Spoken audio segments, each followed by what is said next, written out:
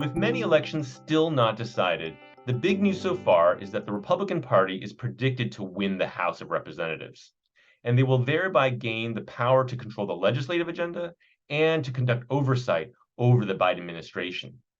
Kevin McCarthy, the current House Minority Leader and presumptive Speaker, has already announced that he'll make immigration the first thing he turns his attention to. He has also ruled out that he would trade border security for a deal with protection for DACA recipients. Now, that was before the elections, so we'll see if his views change or evolve once all the results are in. On oversight, Congressman Jim Jordan of Ohio will likely chair the House Judiciary Committee. He is an aggressive immigration restrictionist and is expected to bring impeachment hearings against DHS Secretary Alejandro Mayorkas. In hearings this spring, Jordan accused Mayorkas of intentionally implementing a plan to bring in millions of illegal immigrants. Now, this claim is totally baseless, but if he brings impeachment hearings and makes those claims, it is likely that we'll see immigration be further polarized, and it will likely slow down the administration in its implementation of urgently needed reforms.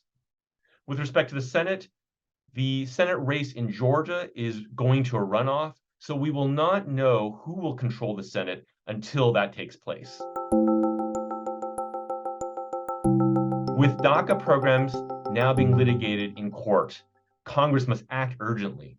It is estimated that 1,000 DACA recipients will lose their DACA status and work authorization every week in key industries such as healthcare, education, and service that already have labor shortages.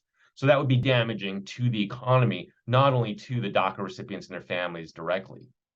Whether Congress can cut a deal on immigration will depend largely on whether they feel pressure from constituents. And that is why AILA is mobilizing now to call upon Congress to pass protections for DACA recipients, dreamers, and people who are undocumented. For Republican voters, immigration is a highly influential factor in their voting decisions. In October, the Pew Trust found that 76% of Republicans base their vote on immigration policy. That's to be contrasted dramatically with Democratic voters who say the rate that they are influenced is only about 36% on immigration.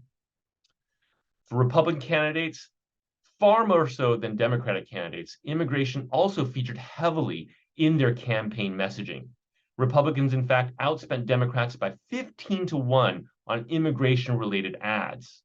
As a result, Republicans were able to define immigration far more so than Democrats, and were able to connect immigrants to drugs, gangs, national security, and crime. Finally, throughout this election cycle, AILA chapters supported immigration-friendly candidates. Some of the more active AILA chapters included Michigan, New Jersey, the Carolinas, and South Florida. And once again, AILA members were engaged with the Immigrants List Political Action Committee, which endorsed a slate of candidates nationwide and also fundraised for candidates in key battleground states.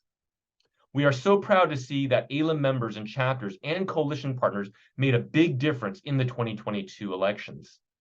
But even as we wait for the election results to come in, we cannot rest on our laurels and must look now toward 2024. We must continue to educate voters and candidates about the immigration issue, and we must tell them why immigration laws that are just and fair are so vital to American prosperity.